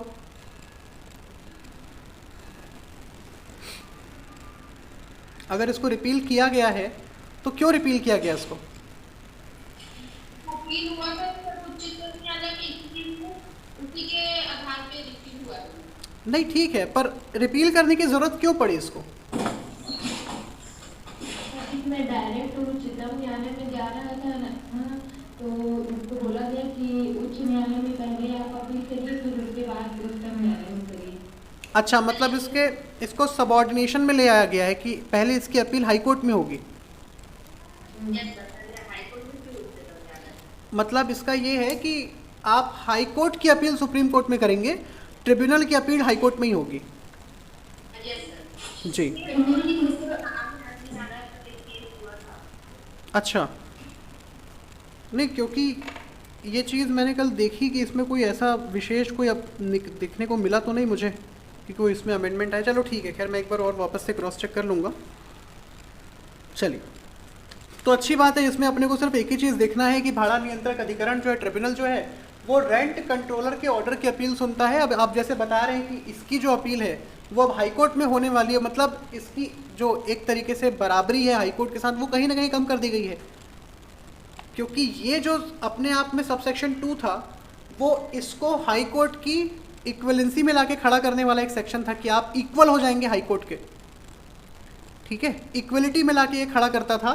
लेकिन अब अगर इसकी अपील हाई कोर्ट में हो रही है तो जाहिर सी बात है कि भाई, अच्छा एक बात बताइए आप लोग, क्या किसी मामले की हाई कोर्ट में अपील या सुप्रीम कोर्ट में अपील होने मात्र से हम ये मान लेते हैं कि जो दूसरी एजेंसी है जिसकी अपील हो रही है वो अगली कोर्ट के सबऑर्डिनेशन में आ रहा है? जैसे हाई कोर्ट की अपील होती है सुप्रीम कोर्ट में, तो क्या ये माना जाना चाहिए कि हाई कोर्ट सुप्रीम कोर्ट का सबऑर्डिनेट है?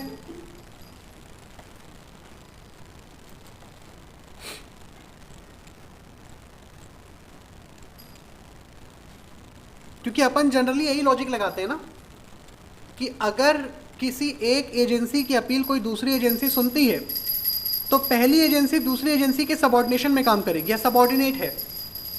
क्या ये लॉजिक सही है या गलत है? आप सिर्फ इतना बताइए।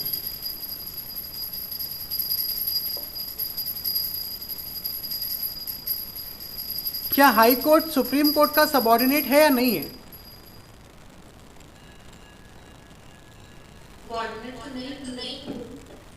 मतलब ये लॉजिक भी गलत है।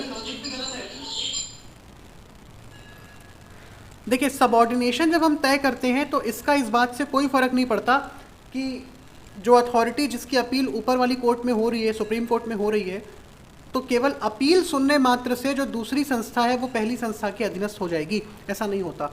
सबऑर्डिनेशन तब तय किया जाता है जब पहली संस्था दूसरी संस्था को रेगुलेट कर रही है, मतलब पहली संस्था अपने काम दूसरी संस्था से करवा रही है, तब ये माना जाता है कि जो पहली एजेंसी है वो दूसरी एजेंसी की सुपीरियर है और दूसरी एजेंसी पहली एजेंसी का सबऑर्डिनेट है। तो अपील सुनने मात्र से ऐसा कुछ डिसाइड नहीं होता है। जैसे हमने रेंट ट्रिब्यूनल का देखा कि रेंट ट्रिब्यूनल काम क्या करेगी, रेंट कंट्रोलर काम क्या करेगा वो ट्रिब्यूनल डिसाइड कर रहा है ना। मतलब इसका वर्किंग पैटर्न बना रहा है कौन? Rent control tribunal. इस वजह से साफ साफ लिखा हुआ है कि रेंट कंट्रोलर ट्रिब्यूनल के सबऑर्डिनेशन में आएगा। ठीक है, अपील सुनने से डिसाइड नहीं होता कि ये इसका सबऑर्डिनेट है, तो ये अपने को ध्यान रखना है। नियम बनाने की शक्ति में आपको सिर्फ इतना याद रखना है कि राज्य सरकार को ये शक्ति दी गई है। और आखिरी का जो सेक्शन है ये तो निरसन और व्यावृत्ति की बात कर रहा है। पुराने जो एक्ट है छत्तीसगढ़ स्थान नियंत्रण अधिनियम 1961, इसको ये बोल रहा है कि निरसित कर दिया है। लेकिन आपको ये भी ध्यान रखना है, मैंने पहले ही बताया कि 3 टाइप की कैटेगरीज हमको ये एक्ट देता है। सबसे पहली कैटेगरी वो जहाँ जहाँ पे इस एक्ट के इन्फोर्समेंट की बात कर रहा है, सेक्शन नंबर 1, कि भाई पहले म्यूनिसिपल एरियाज़ जो भी डिस्ट्रिक्ट हेडक्वार्टर के अंदर जितने म्यूनिसिपल एरियाज़ हैं वहाँ पे एक्ट एप्लीकेबल होगा। इसके बाद स्टेट गवर्नमेंट नोटिफिकेशन जारी करके बता देगी कि और कहाँ कहाँ ये एक्ट एप्लीकेबल होने वाला है। और इसके बाद भी अगर कोई क्षेत्र बच गए, जो तीसरी कैटेगरी के एरियाज़ हैं, वहाँ पर 1961 वाला ही एक्ट एप्लीकेबल होगा। पर मेरे ख्याल से ऐसा कोई एक्ट बचा नहीं है, सारी जगहों पे तो एप्लीकेबल हो चुका है। लेकिन आप ये ध्यान रखना कि अगर कोई एरिया बच जाए तो वहाँ पे 1961 वाला एक्ट ही एप्लीकेबल होगा। ठीक है, इसके बाद हमारे सामने शेड्यूल आते हैं। अच्छा, अभी इसमें कोई डाउट है सेक्शन 14 तक? सर, ये लास्ट वाला प्रोविजन जो बताया वो कौन सा सेक्शन का है? देखिए, वो चीज़ डायरेक्टली किसी सेक्शन में लिखी नहीं हुई है, लेकिन क्योंकि हमको सेक्शन नंबर 1 जो है वो क्लियरली आपके सामने एक अलग अलग टाइप की चीज़ें बताता है। पहला ये बोल रहा है कि भाई म्यूनिसिपल एरियाज़ जो भी डिस्ट्रिक्ट हेडक्वार्टर के हैं वहाँ एप्लीकेबल होगा, और बाकी जगहों पे जो अपना कोर्ट है, जो स्टेट गवर्नमेंट है, वो नोटिफिकेशन इशू करके ये बता सकती है कि कहाँ कहाँ पे ये एक्ट लागू होगा। तो जाहिर सी बात है जो एक्ट बच रहे हैं वहाँ का क्या होगा? मान लीजिए 2-3 क्षेत्रों को छोड़ दिया स्टेट गवर्नमेंट ने, तो उन जगहों पे क्या होगा? क्या वहाँ पे एकोमोडेशन नहीं होते? क्या वहाँ पे चीज़ें रेंट पे नहीं दी जाती? तो वहाँ पे क्या होगा फिर? पुराना अधिनियम लागू होगा। तो बहुत सारी चीज़ें ऐसी जो बेरेक में डायरेक्टली लिखी नहीं जाती हैं। जैसे प्रोसेस बता रहा है, ये प्रोसेस बनाने की जो प्रक्रिया है, मान लीजिए प्रोसेस ऐसे नहीं बनाया, हमने देखा ना प्रक्रिया बनाने की इसकी शक्ति है।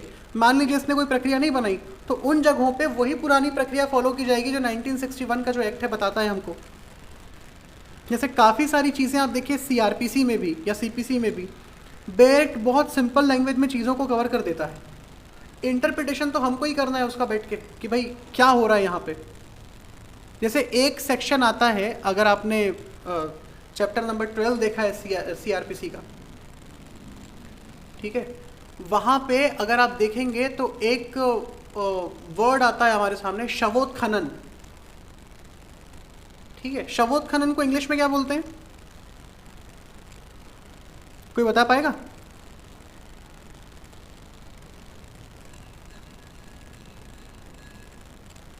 एक्सह्यूमेशन। अब आप एक बात बताइए, अब आपको ये पता है कि शवोत्खनन या एक्सह्यूमेशन किस कंडीशन में किया जाता है सीआरपीसी में, पर उसको करने का ऑर्डर कौन देता है?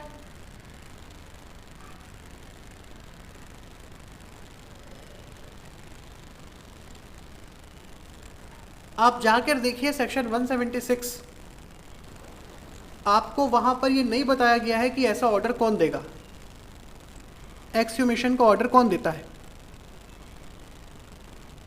कोई बता पाएगा ऑर्डर कौन देता है एक्सह्यूमेशन का?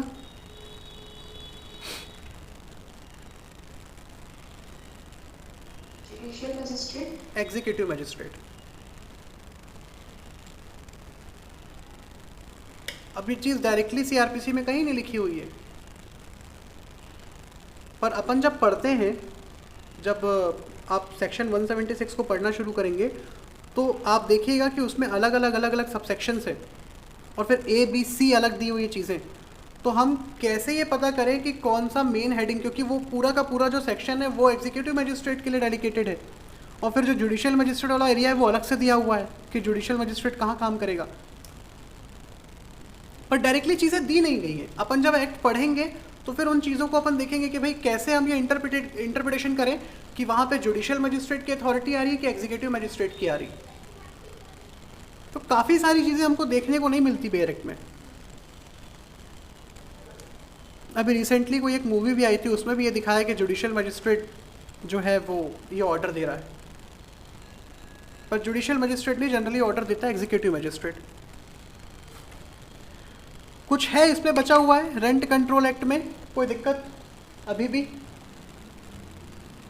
छत्तीसगढ़ में जनरली जो शेड्यूल है वहाँ पे अंदर से सवाल नहीं पूछे जाते हैं, बस ये पूछा जाता है कि कहाँ पर जो है वो रेंट कंट्रोलर की अथॉरिटीज़ बताई गई हैं, कहाँ पे उनकी ड्यूटी है, कहाँ पे रेंट कंट्रोल ट्रिब्यूनल के बारे में बात की गई है और कहाँ पे रेंट कंट्रोल ट्रिब्यूनल की ड्यूटीज़ बताई गई हैं। तो इसको आप कैसे ध्यान में रख सकते हैं? तो कुछ नहीं कीजिए, एक छोटा सा डायग्राम ऐसे बना लीजिए, ठीक है, छोटा सा एक डायग्राम बना लीजिए। ये टेनेंट है और ये जो है लैंडलॉर्ड है, ठीक है, सॉरी मैंने ट्रिब्यूनल और उसकी बात कर दी। टेनेंट और लैंडलॉर्ड की जो पावर्स है, जो उनकी लाइबिलिटी है, उसके बारे में शेड्यूल है। कभी अगर हमसे पूछा कि ट्रिब्यूनल की पावर और लाइबिलिटी कहाँ है और इसकी कहाँ है, तो फिर अपन इसको छोटा सा एक डायग्राम बना के याद कर सकते हैं, ज़्यादा इसमें कुछ विशेष नहीं है, ठीक है। सबसे पहले राइट्स और फिर ऑब्लिगेशन, फिर राइट्स और फिर ऑब्लिगेशन। सबसे पहले हमने टेनेंट को इसलिए रखा क्योंकि टेनेंट का ही सबसे पहले दिया हुआ है। तो पहले और आखिरी शेड्यूल में टेनेंट के राइट और ऑब्लिगेशन है, और दूसरे और तीसरे शेड्यूल में लैंडलॉर्ड के राइट्स और ऑब्लिगेशंस है। तो फर्स्ट और लास्ट टेनेंट का, सेकंड और थर्ड लैंडलॉर्ड का। अंदर से चीज़ें बहुत कम पूछी जाती हैं या नहीं ही पूछी जाती हैं। 2 या 4 नंबर के सवाल यहाँ से बनेंगे, वैसे पहले 4 नंबर के सवाल यहाँ से आते थे, कुछ सालों में 2 नंबर के सवाल ही पूछे जा रहे हैं, कभी कभी तो एक भी सवाल नहीं आया रेंट कंट्रोल से। लेकिन अगर सवाल आएगा तो ये चीज़ें हमारे सामने रखी जाती हैं कि भाई टेनेंट का जो है राइट और ऑब्लिगेशन कहाँ पे है, लैंडलॉर्ड का राइट और ऑब्लिगेशन कहाँ पे है। तो एक डायग्राम बना लीजिए, फर्स्ट और फोर्थ, फर्स्ट और लास्ट में टेनेंट का और सेकंड और थर्ड में लैंडलॉर्ड का। अब कुल मिला के इस सेक्शन में जितनी इंपॉर्टेंट चीज़ें थी इस पूरे एक्ट में, मैं एक साथ आपके सामने रखने की कोशिश कर रहा हूँ। सबसे पहले सेक्शन 6 में हमने अधिकरण का गठन किया, ठीक है। अधिकरण का जो गठन है वो कब होगा, तो अधिनियम लागू होने के 30 दिन के अंदर ही हो जाएगा। कौन करेगा? राज्य सरकार करेगी। कैसे करेगी? आर्टिकल 323B के अकॉर्डिंग करेगी। ट्रिब्यूनल में कौन लोग होंगे, तो भाई इसका एक चेयरमैन होगा। चेयरमैन कौन बनाएगा, तो हाई कोर्ट जो है, सॉरी स्टेट गवर्नमेंट अपॉइंट करेगी चेयरमैन। किससे पूछकर, किससे कंसल्ट करके, तो हाई कोर्ट से कंसल्ट करने के बाद। चेयरमैन कौन बन सकता है, तो हाई कोर्ट का जज जो कि रिटायर्ड जज ऑफ हाई कोर्ट हो, या फिर कोई भी सुपर स्केल वाला सेवानिवृत्त या सेवारत जिला न्यायाधीश, रिटायर्ड या वर्किंग डिस्ट्रिक्ट जज।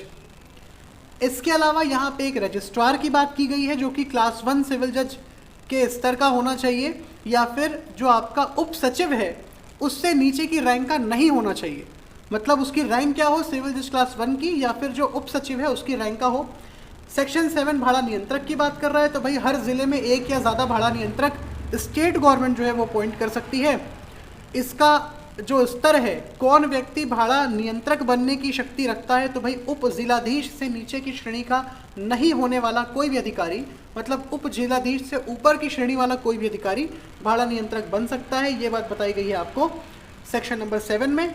इसका जो कार्य क्षेत्र है ये ध्यान रखना है कि हमको वो बताएगा कलेक्टर, लेकिन जो कार्यवाही है, काम क्या करना है, कैसे करना है, ये सारी चीज़ें कौन बता रहा है, ये बता रहा है ट्रिब्यूनल। और इससे ये तय होता है कि जो हमारा नियंत्रक है वो ट्रिब्यूनल का सबऑर्डिनेशन में आएगा। इसके अलावा सेक्शन जो 9 है वो आप देखिए, सेक्शन नंबर 9 में बता रहा है कि जो सारी प्रक्रिया है वो प्रथम उपस्थिति से लेकर 6 महीने के अंदर अंदर पूरी हो जाएंगी। ये बात कर रहे हैं प्रक्रिया की।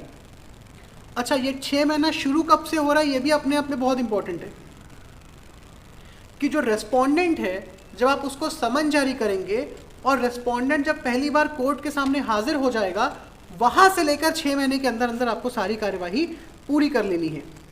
तो ये मामले कार्यवाही को निपटाने की बात कर रहा है। और जैसा आपने देखा कि वहाँ जो 45 दिन दिए हुए थे आपको, वो क्या बोलते हैं, निर्णय आने के बाद उसको लागू करवाने की बात कर रहा है कि आप 45 दिन के अंदर अंदर इसको लागू करवाइए।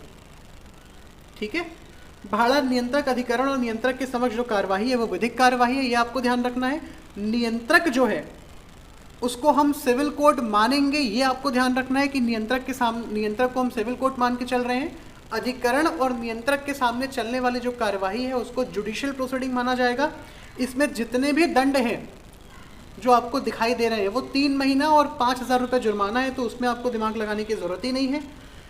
इतना है ये पूरा का पूरा रेंट कंट्रोल एक्ट। अवमानना के लिए इसको बिल्कुल वैसी ही शक्ति होगी जैसी हाईकोर्ट को है।